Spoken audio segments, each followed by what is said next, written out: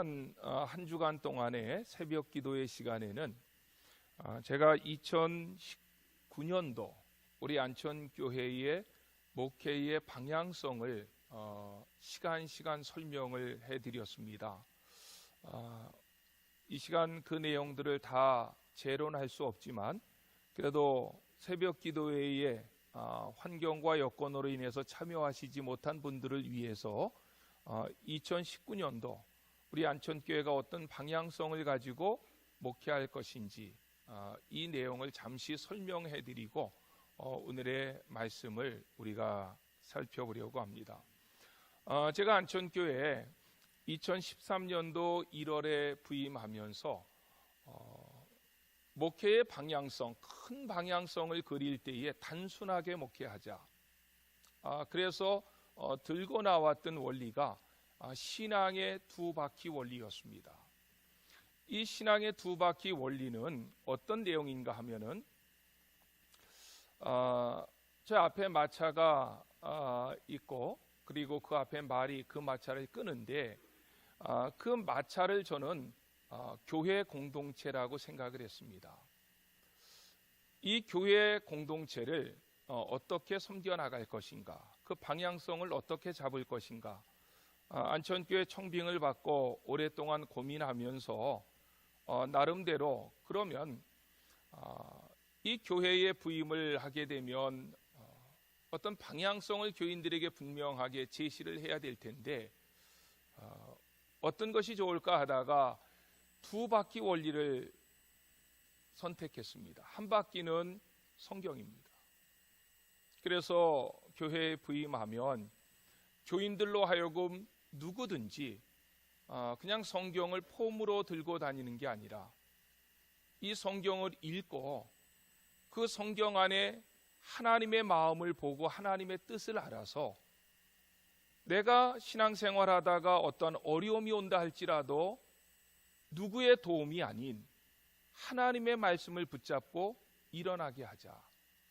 그게 첫 번째 목회의 방향성이었고 두 번째로는 선교입니다. 우리가 예수 믿고 난 다음에 바로 천국 가면 훨씬 더 좋거든요. 천국은 이 세상보다 비교할 수 없을 만큼 완벽한 곳이고 아름다운 곳이고 선한 곳입니다. 그런데 하나님께서 이 땅에 우리를 남겨두신 이유는, 교회를 세우신 이유는 교회가 땅끝까지 이르러 선교하게 하기 위함이다. 그래서 두 번째 바퀴를 선교로 잡았습니다. 이 성경과 선교라고 하는 이 두 바퀴가 앞으로 굴러가게 하는 힘은 이 말에 있습니다. 그러면 이 두 가지의 바퀴를 굴러가게 하는 그 힘은 어디에서 공급받을까 고민하다가 저는 그것을 워십, 예배에 두었습니다. 매 시간마다 하나님께서 그 예배 가운데 임재해 주시고 예배 가운데 기름 부어 주시고 예배하는 자들을 만나 주시고 치료하시고 회복시켜 주시고 고쳐 주신다면 어떠한 이 두 바퀴를 가지고 하나님 나라를 향해서 담대히 전진할 수 있지 않겠나 하는 이런 생각을 가지고 안천교회에 와서 이 그림을 여러분들에게 설명을 해드렸습니다. 안천교회에 와서는 신앙의 두 바퀴를 가지고 목회하겠습니다. 그러면서 해마다 방향성을 추수감사주일 그 세일에 우리가 새벽 기도를 하는데 마지막 주일에는 마지막 주 한 주간에는 그 다음 해의 목회의 방향성을 구체적으로 제시를 했는데 처음에 제가 와서 그렸던 그 그림의 틀에서 벗어나지 않고 그 그림 안에서 구체화되어진 내용을 뽑으려고 애를 썼습니다. 그러면서 2019년도에도 안천교회의 목회의 방향성을 잡았습니다. 안천교회가 잡은 목회의 방향성 가운데 표어는 보라 주께서 새 일을 행하시게 하라. 이것은 주님께서 2019년도에 우리 교회를 통해서 새 일을 행하신다고 하는 것보다 2020년도에 D-Day를 잡자. 2020년도에는 계획적으로 보면은 태안 삼지구가 입주하고 우리 교회가 더 주변의 환경이 좋아진다는 그러한 여러 가지 분석들이 있는데 2020년도에 이제까지도 하나님께서 큰 일을 우리 교회 가운데 해마다 일으켜 세워주셨지만 정말 2020년도에 가서는 더 큰, 더 놀라운 하나님의 일들이 이 교회에서 일어나게 하자. 그래서 2020년을 디데이로 잡아서 보라 주께서 새 일을 행하시게 하라 라고 하는 어떤 미래적인 표호를 잡았고, 그렇다면 올해는 뭐냐? 과연 하나님께서 우리 안천교회를 통해서 새 일을 행하시려고 계획하는데 이 교회가 그 일을 감당해낼 수 있는 교회인지 하나님께서 테스트하는 기간으로, 우리의 삶으로 그것을 증명해내는 기간으로 2019년을 살아보자. 그래서 2019년도에는 그런 어떤 내용으로 다른 어떤 구체화된 컨셉을 잡았습니다. 여기에 뒷받침할 만한 성경 구절로는 이사야 43장 19절 말씀을 잡았습니다. 제가 1월 첫째 주에 설교 제목입니다. 1월 첫째 주에는 2019년 1월 첫째 주에는 이 본문을 가지고 이제 미래 그림을 다시 한번 설명하려고 합니다. 우리 같이 한번 읽어봅시다. 시작. 보라, 내가 새 일을 행하리니 이제 나타낼 것이라. 너희가 그것을 알지 못하겠느냐? 반드시 내가 광야의 길을 사막에 강을 내리라. 이사야 43장 19절 말씀. 여기에 5대 실천 목표를 잡았습니다. 아까 우리 정평준 집사님 기도하셨을 때에 언급하셨던 것처럼 첫 번째로는 주님의 기쁨이 가득한 교회, 섬김 사역을 제일 우선 두었습니다. 두 번째로는 진리로 날마다 거룩해지는 교회, 말씀 사역을 두 번째로 두었고, 세 번째로는 재창조의 삶으로 선교의 장을 넓혀가는 교회, 선교와 전도를 세 번째 가장 우선적으로 해야 될 아이템으로 잡았습니다. 이것이 섬김과 또 말씀과 그리고 전도의 사역으로 우리 교회가 하나님 앞에 신실하면은 우리 교회는 하나 될 것이다. 그래서 성령의 하나 된 것을 힘써 지키는 교회로, 그런 교회 위에 하나님이 충만히 영광 가운데 임하실 것이다. 그래서 다섯 번째로는 하나님의 영광이 풍성해가는 교회로 잡았습니다. 여기에 그러면 구체적으로 조금 이거는 그 5대 실천 목표는 좀 추상적인 내용이라면 이것을 좀 더 구체화시켜 나가는 내용이 4대 중점 목표 세 가지 운동입니다. 4대 중점 목표의 첫 번째로는 안영동 살리기. 안영동에 우리가 섬김으로 한번 다가보자. 꼭 안영동만 얘기하는 거 아니고, 저는 송산동에 사는데요. 이거는 송산동도 포함된 얘기고, 이 지역을 우리가 정말 섬김으로 다가가서 교회가 세상의 빛과 소금이 되게 하자 하는 것이고, 두 번째로는 말씀으로 다음 세대 살리기. 우리 그래도 작년부는 성경 아카데미를 6년 동안 한 번도 빼놓지 않고 매 학기마다 창세기서부터 계시록까지 다 공부했습니다. 이제는 그 성경 공부의 열풍이 청년부와 주일학교로 전달되기를 소원하고, 우리 부교육자들도 여기에 최선을 다해서 다른 게임하고 이런 거 하려고 하지 말고, 교제는 그건 결과입니다. 성령이 충만하면 교제는 자연이 됩니다. 그런데 교제에다가 먼저 포커스를 맞추면 다 됐다가도 깨진다니까요. 사람들의 그 성품이 죽지 않기 때문에 하나님의 말씀에 어떻게 해서든지 초점을 맞추어서 영적으로 좋은 음식 만들어서 먹여야 되고, 좋은 꼴을 제공해야 되고, 그런 역사들이 일어나야 됩니다. 세 번째로는 캄보디아 빠떼랑 지역 살리기입니다. 우리 안천교회가 몇 년 동안 애쓴 결과 유치원 세웠고 초등학교 세웠고, 이제 그 학생들이 학년을 높여만 가면 중학교 과정까지 정식으로 캄보디아 정부의 인가를 받았습니다. 4, 5년 동안 우리 교회가 많은 물질을 쏟아부었습니다. 그 쏟아부은 돈만 해도 아마 한 4억 정도 되지 않겠나. 많은 사람들은 캄보디아에 왜 그렇게 돈을 많이 쏟아붓느냐, 이런 비난도 많이 있었지만, 어느 지역을 우리가 도울 때는 그 지역이 자립할 때까지는 도와줘야 됩니다. 그래야 그 지역이 자생해 나갈 수 있지, 중간에 이렇게 성장하는 과정에 쑥 빠져버리면 다시 원상태로 돌아갈 수밖에 없고, 이제 2019년 정도 올해까지는 도와주면 캄보디아는 자체적으로 굴러갈 수 있지 않겠느냐. 그래서 마지막으로 우리가 좀 헌신을 다해서 캄보디아를 제대로 우리가 세운 학교, 또 교회, 유치원 제대로 굴러갈 수 있도록 마지막 힘을 다해보자 하는 의미로, 세 번째로는 캄보디아 빠떼령 지역 살리기로 했고, 새가족들이 2018년도에도 무척 많이 왔습니다. 이번 주에 제가 주보를 보니까 이번 주에 등록하신 분이 114명이 등록을 했습니다. 이제 12월 달까지 얼마가 더 등록할지 모르지만 내년에도 분명히 하나님께서 이와 비슷한 사람들을 보내주실 줄로 믿고, 그러면 1년에 100명 이상이 되는 사람들이 등록하는 정말 귀한 교회가 되는데, 중요한 것은 앞문이 열려 있으면 뒷문은 닫혀 있어야 됩니다.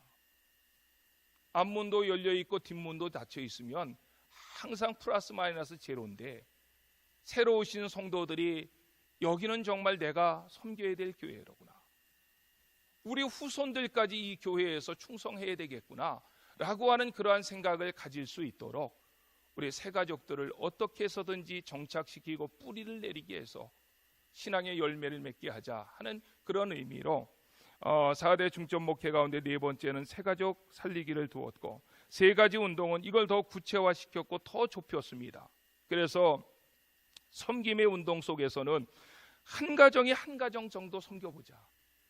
그래서 여러분들이 마음으로 매치해도 좋고, 1월 달에는 매치할 수 있는 분들을 이렇게 한번 공개적으로 해도 그게 누가 되지 않는다면 나는 어느 사람을 섬기겠습니다, 어느 가정을 섬기겠습니다. 그래서 1년에 한 가정을 좀 섬기면 아름답지 않겠나 하는 그런 생각이 들었고, 두 번째로는 1년에 성경 1독 이상 하기. 우리가 3독 지금 하는 운동도 벌이고 있는데, 누구든지 안천교회에 적을 두고 있는 사람은 성경 한 번은 최소한 읽자. 성경도 읽지 않고 어떻게 하나님 일을 할 수 있는가? 하나님의 마음을 알지 못하는데 어떻게 하나님의 일을 할 수 있는가? 그러면 자기 고집으로 할 수밖에 없습니다. 성경을 통해서만 하나님의 뜻이 드러나 있습니다. 그래서 성경을 통해서 하나님의 소원이 뭔지, 하나님의 뜻이 뭔지, 이런 것들을 우리가 충분히 깨닫고 발견하고, 그래서 하나님의 뜻을 실행해 보자 하는 것이고, 1인 이상 1명 이상 전도하기 운동으로 두었습니다. 여러분들이 꼭 이 성경책 갈피에다가 끼워서 얼마 동안은 이것이 숙달되어질 때까지 좀 여러분들이 자주 보면서 기도해 주시기를 부탁드립니다. 오늘은 2018년도 추수감사주일입니다.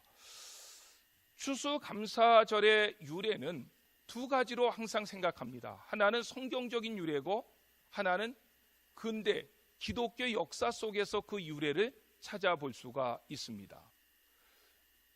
성경적인 유래는 3대 절기에서 찾아야 됩니다. 왜냐하면 감사절이라고 하는 것 자체가 추수하고 연결되어 있잖아요. 그래서 추수감사절 이렇게 되어 있잖아요. 그런데 이스라엘 백성들이 지켰던 3대 절기, 우리가 한번 같이 해볼까요? 6월절, 7.7절, 오순절이라고도 하고 또 초막절, 이 세 가지 절기는 다 이스라엘 사람들의 농사하고 관련되어진 절기입니다. 6월절 때는 물론 거기에 영적인 의미는 6월절은 예수님의 십자가 사건이고, 오순절은 성령 강림의 사건이고, 초막절은 천국, 우리가 들어갈 영원한 천국에 대한 그림자로서 초막절이 주어졌지만 그것은 영적인 해석이고, 거기에 대한 어떤 농사와 연관되어졌을 때에는 이 세 가지 절기가 다 추수하고 연관됐다는 거예요. 유월절 시기에는 보리를 추수했습니다. 그리고 보리를 추수하고 한 달 반 정도 있다가 밀을 추수하는데 그때가 바로 오순절의 시기입니다. 그리고 77절이 되어질 때는 이스라엘 원력으로 7월 달인데 7월 15일인데 이때에는 모든 추수를 다 합니다. 그러니까 보리를 추수하는 유월절이나 밀을 추수했던 오순절이나 모든 열매와 곡식을 추수했던 이 초막절이 추수감사주일의 성경적인 유래가 될 수 있겠지요. 계절적으로도 그렇고 가장 가까운 유래를 찾는다면 아마 그것은 초막절일 것입니다. 초막절은 모든 곡식과 열매를 하나님 앞에 단을 쌓아놓고 감사를 드렸던 절기이니까 이 초막절과 가장 추수감사주일이 가깝지 않겠나. 우리가 잘 아는 교회사적으로 추수감사절의 유래를 찾아본다면 청교도 신앙입니다.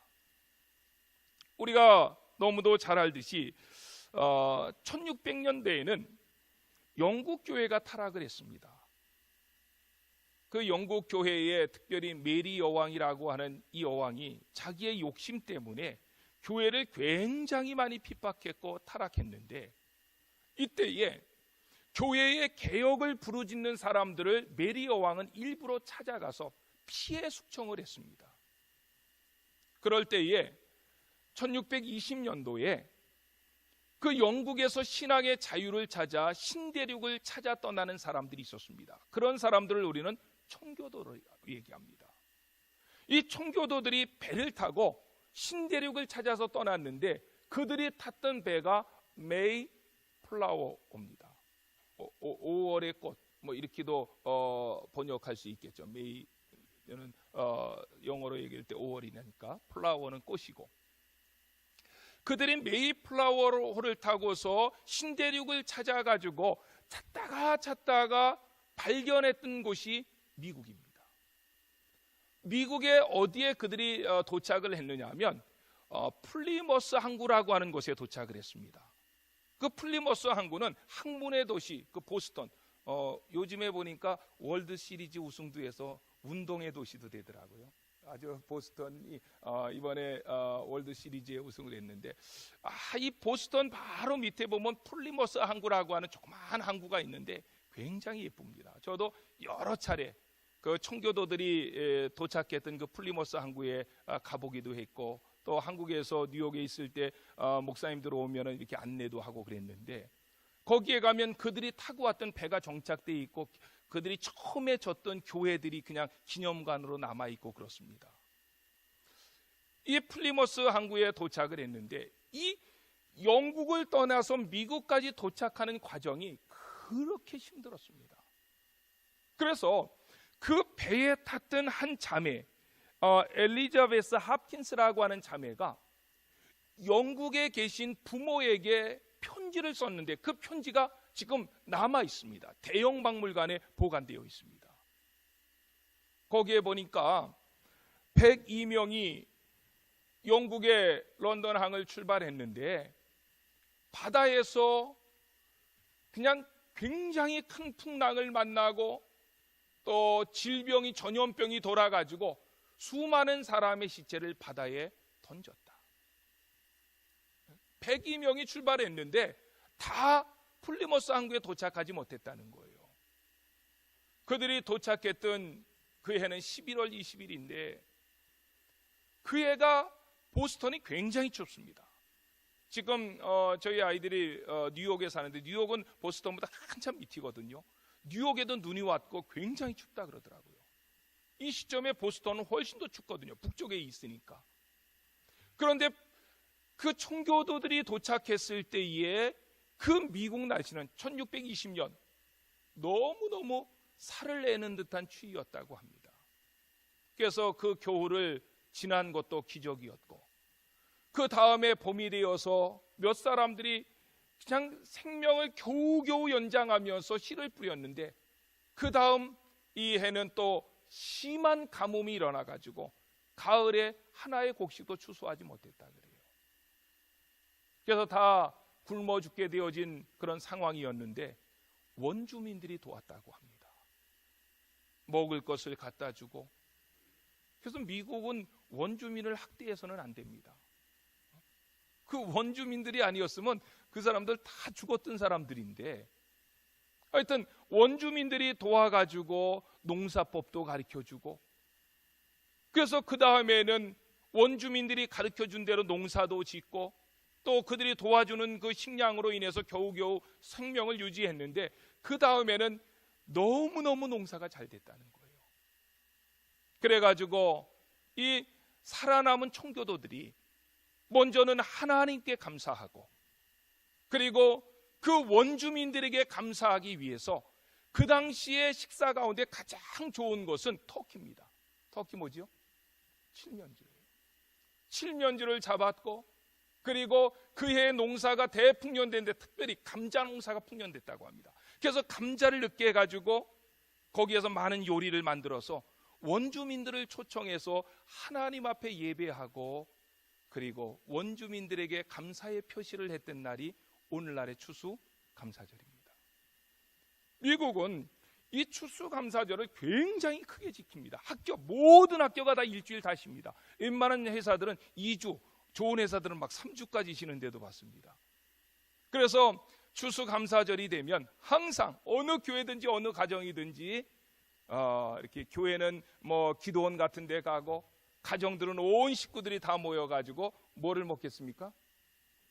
칠면조, 칠면조 구워가지고, 칠면조 구우면 밤새 구워야 됩니다. 이렇게 또 이렇게 소스 발라놓고, 또 전자레인지 오븐에다 돌리고, 또 꺼내서 오븐에다 돌리고, 이렇게 해가지고 그렇게 힘들지만 그 사람들이 힘들게 칠면조와 감자 으깬 것을 가지고 지금도 그 추수감사절이 되면 그것을 먹으면서 그들의 신앙의 선조들을 기억하고 있다고 합니다. 제가 사진을 하나 가지고 갔습니다. 미국의 뉴욕의 그 심장부, 뉴욕의 심장부면은 맨하탄입니다. 그런데 맨하탄도 상부, 중부, 하부가 있습니다. 이 중부에, 가장 맨하탄 가운데서도 중부에 있는 빌딩이 하나 있습니다. 저 빌딩이 뭐죠? 네? 안 가봐서 잘 모르시나 보네. 저게 엠파이어 스테이트 빌딩입니다. 엠파이어 스테이트 빌딩은 1931년에 졌습니다. 1931년에 저 빌딩을 졌는데, 빌딩이 어마어마하게 큽니다. 그런데 이 엠파이어 스테이트 빌딩은요, 참 희한한 게 저녁마다 그 위에 부분에 이 엠파이어 스테이트 밑에서 찍은 거거든요. 이게 아주 건물 참 잘 졌습니다. 지금 뭐 두바이에 저거보다 높은 빌딩이 있다 그랬지만 그건 현대 기술로 진 거고, 1931년도에 저런 빌딩을 졌다는 것은 기적입니다. 기적. 그런데 이 빌딩이 맨 꼭대기 층에는 항상 날마다 불을 켜놓는데 얼마나 아름다운지 몰라요. 이렇게 불을 켜고 이 불이 바뀝니다. 색깔이. 이렇게 해가지고 어떨 때는 파란색, 어떨 때는 빨간색, 이렇게 해가지고 그 맨하탄의 심장에, 그리고 어떨 때는 가끔 이 빌딩 전체에 이렇게 불을 집어넣기도 하고, 그래서 참 아름답게 그 빌딩들이 이렇게 이제 색깔을 갖다가 내고 있는 것을 우리가 보게 되는데, 그런데 제가 묻고 싶은 게 있는 거예요. 지금 여러분들에게. 이 엠파이어 스테이트 빌딩이 1931년도에 저걸 지어가지고 40년 동안 세계에서 제일 높은 빌딩이었습니다. 우리도 초등학교, 중학교 다닐 때 세계에서 제일 높은 빌딩 뭐냐? 그러면 엠파이어 스테이트 빌딩 딱 이렇게 했거든요. 지금은 이제 저거보다 높은 빌딩이 수없이 많아요. 그런데 40년 동안 가장 세계에서 높은 빌딩으로 자리를 잡았는데, 저 빌딩이 몇 층인지 아십니까? 그 빌딩을 왜 물어보냐? 우리 집 빌딩도 모르는데. 저 빌딩의 높이가 102층입니다. 왜 102층을 만들었는가 하면 청교도들이 영국에서 떠날 때 102명이 떠났다는 거예요.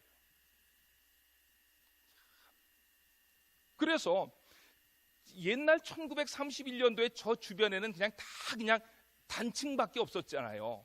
지금도 저 맨하탄에 있는 엠파이어 스테이트 빌딩은 다른 주에서도 보입니다. 제가 살고 있던 집에서도 이게 창문을 열면 보입니다. 저 엠파이어 스테이트 빌딩이 이렇게 쭉 보이는데, 그러니까 1931년도에는 저 빌딩을 아무 데서나 다 봤던 거예요. 근데 의도적으로 102층을 만드는 것은 이 미국은 청교도의 신앙 위에 세워진 나라다, 이걸 보여준 거예요. 맞습니다. 청교도들은 그 아까 어려운 상황을 제가 엘리자베스 홉킨스라고 하는 여인이 어머니에게 쓴 편지를 통해서 알아봤지만 굉장히 어려웠습니다. 몇 년 동안 와가지고 정착할 때. 그때 그런데 그들이 가장 먼저 지은 것은 교회였습니다. 그리고 두 번째로 지은 것은 학교였습니다. 그리고 그들이 세 번째로 지은 것은 자기의 집이었습니다.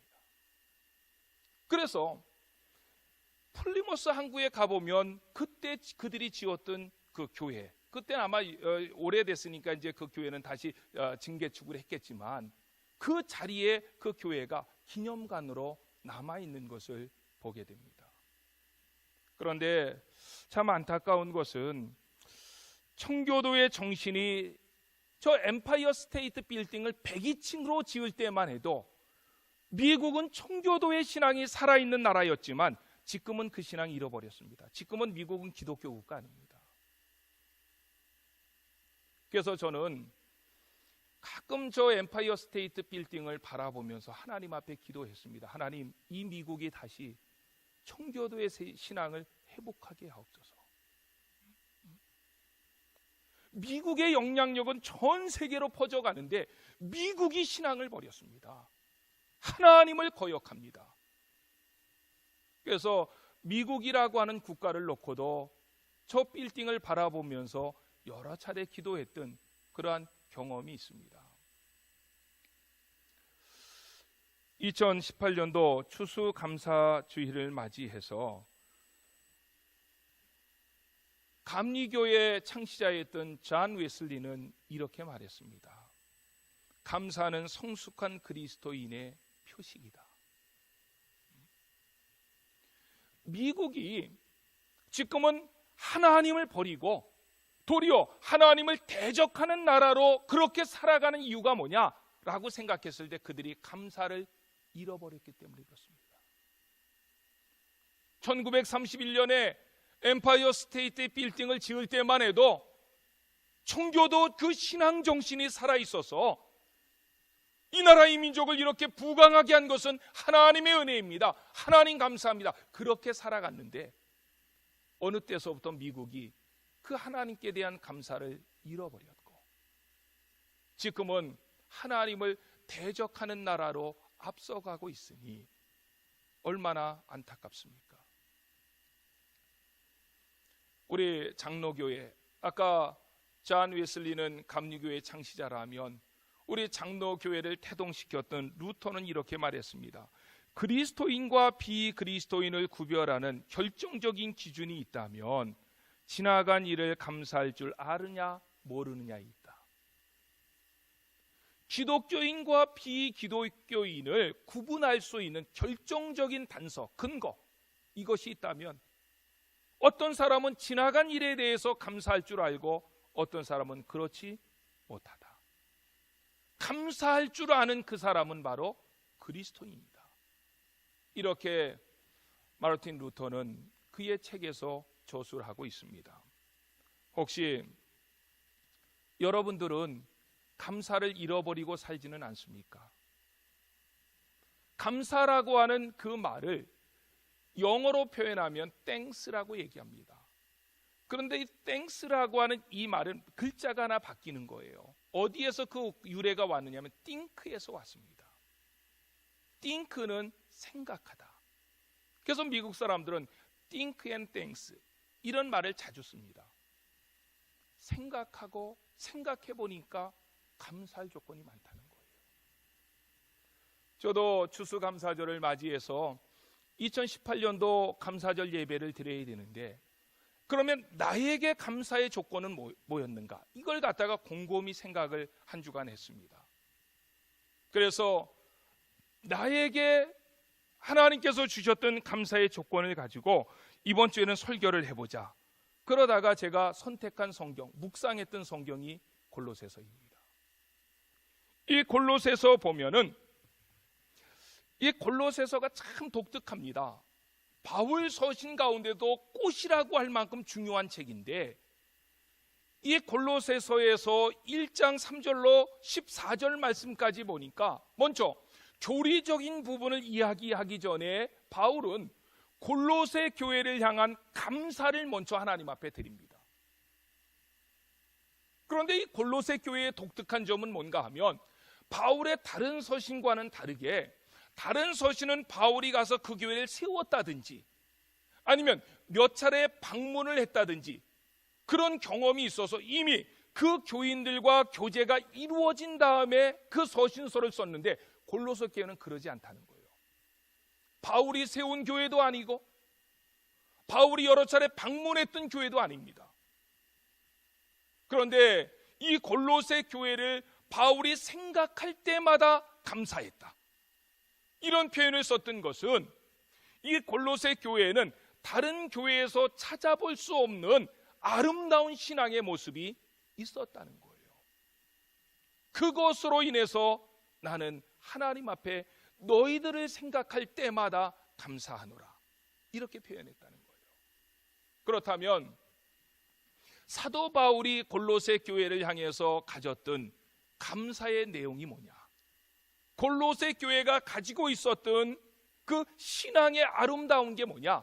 저는 두 가지를 생각하면서 우리 안천교회와 이것을 적용해보고 접목해 보기를 원합니다. 첫 번째로는 이 골로새 교회에는 바르게 가르친 목회자와 잘 배운 성도들이 있었다는 거예요.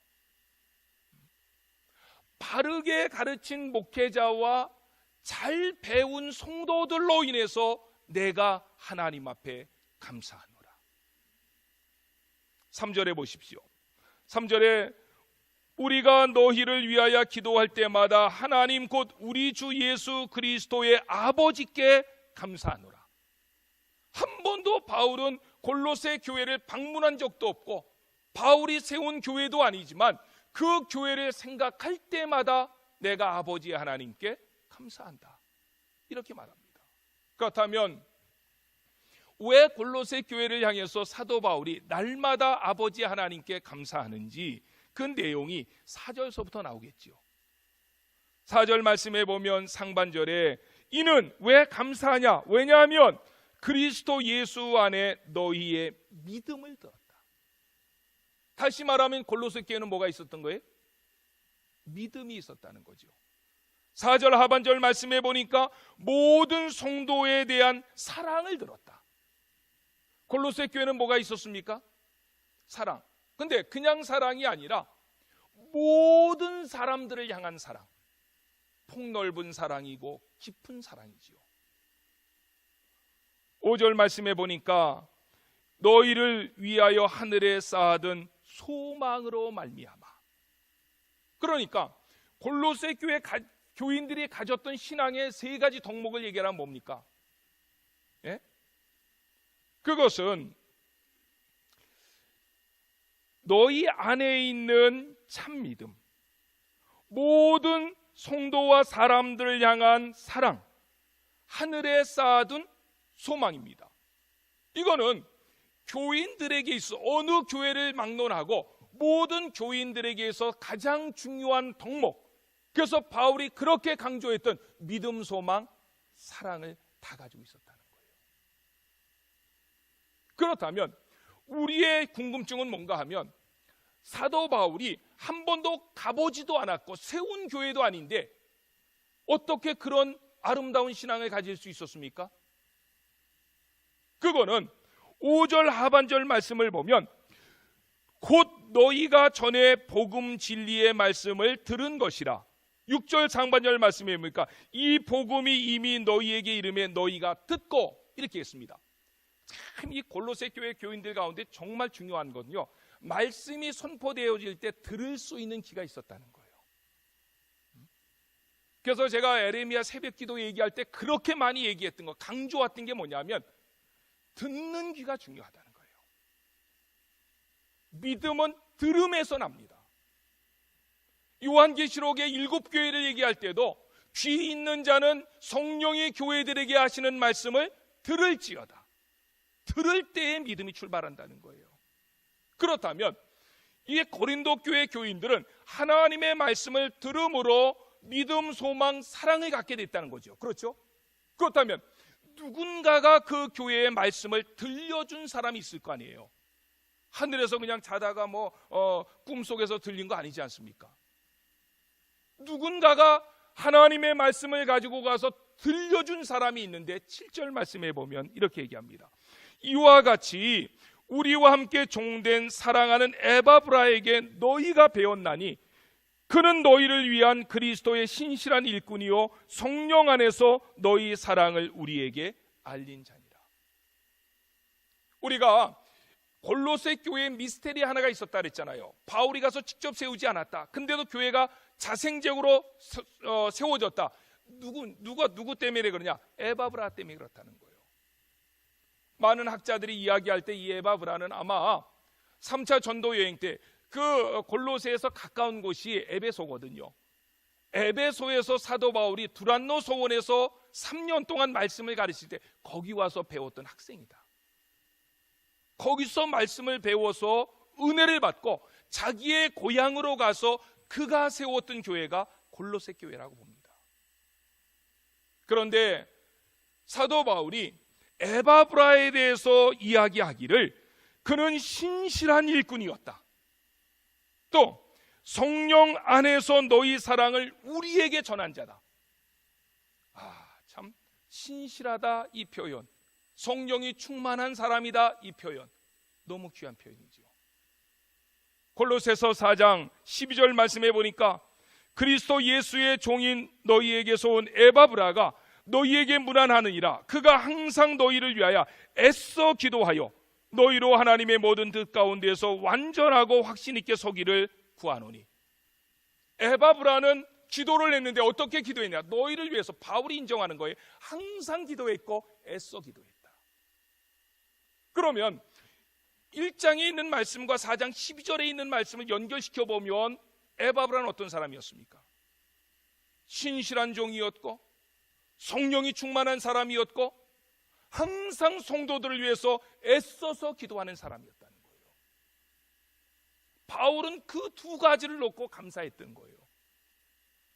교인들을 생각할 때 그 교인들은 하나님의 말씀을 듣는 사람들이었고 듣기를 좋아하는 사람들이었고 듣는 것으로만 끝난 것이 아니라 그 들음을 통해서 믿음, 소망, 사랑이 있는 교회로 만들어간 사람이었고 그 교회를 리더해 나갔던 에바브라라는 사람은 신실한 사람이었고 성령이 충만한 사람이었고 기도에 열정적인 사람이었다.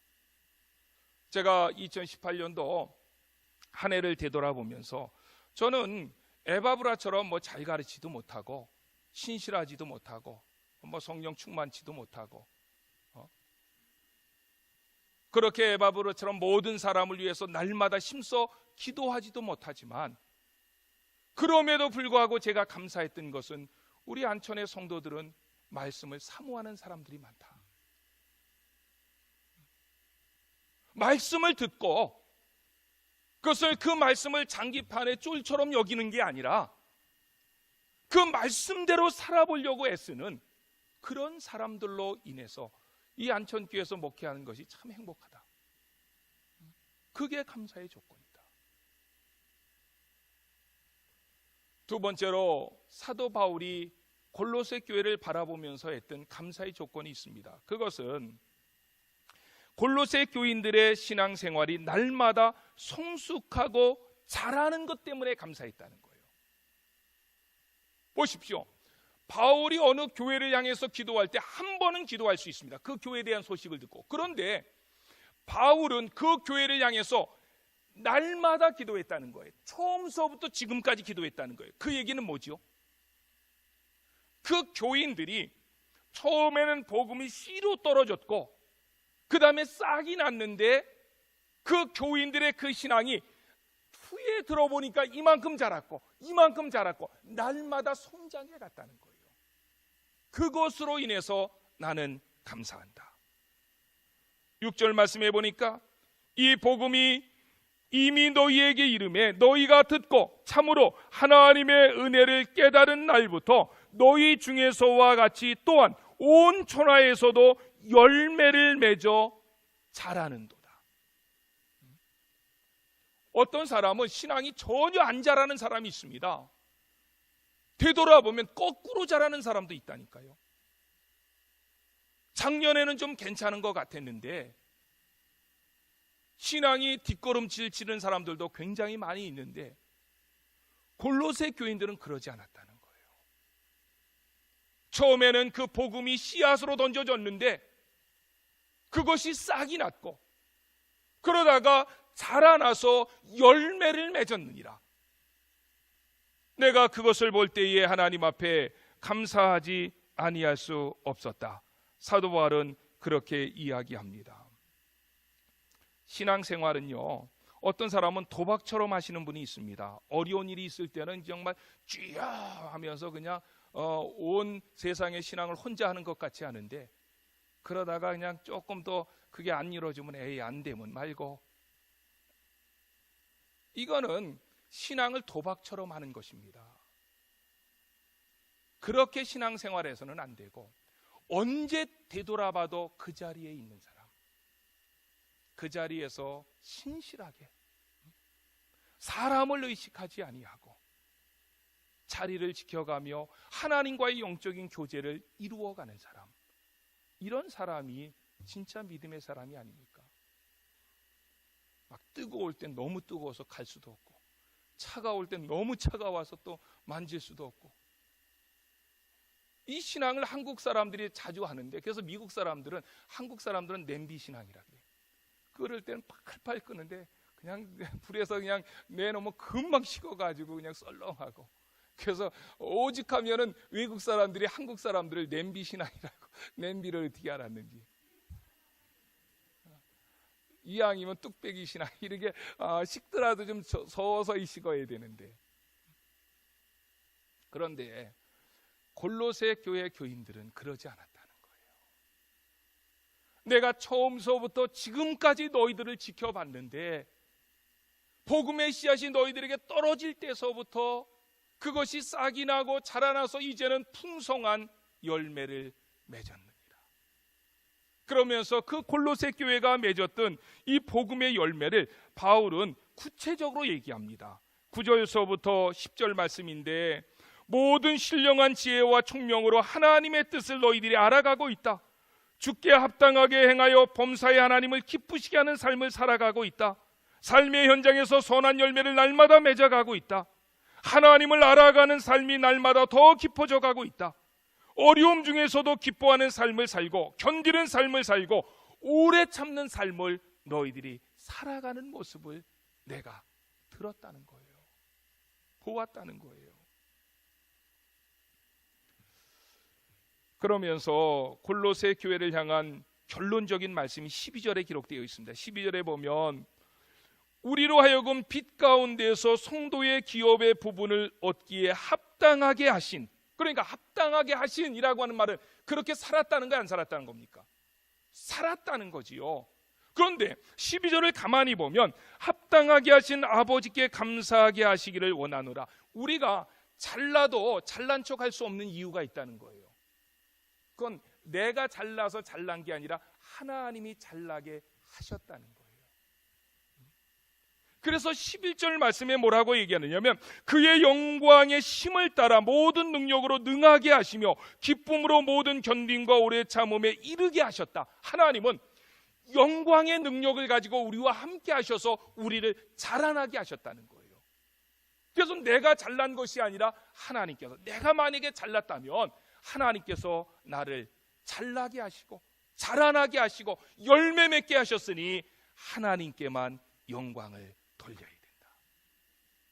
그냥 10절에서 끝냈으면 골로새 교회가 교만해졌다니까요. 지 잘났는 줄 알고. 그래서 11절 12절에서 니들 잘난 거는 맞다.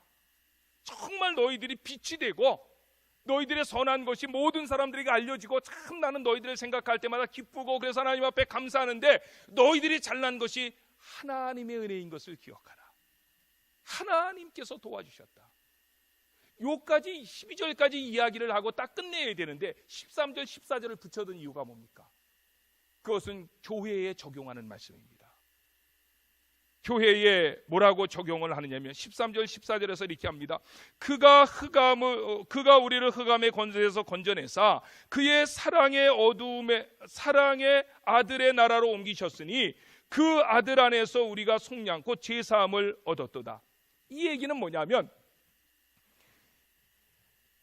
골로새 교회와 같이 그 모습이 그 교회 하나로 끝나서는 안 되고 흑암의 권세에서 건져냄을 받은 사람들은, 하나님의 아들의 나라에 들어간 사람들은, 죄사함을 받은 사람들은 골로새 교회와 같이 그렇게 살아야 된다 라고 하는 내용으로 이 말씀을 온 교회에다가 적용을 시키고 사도 바울은 말씀을 마무리합니다.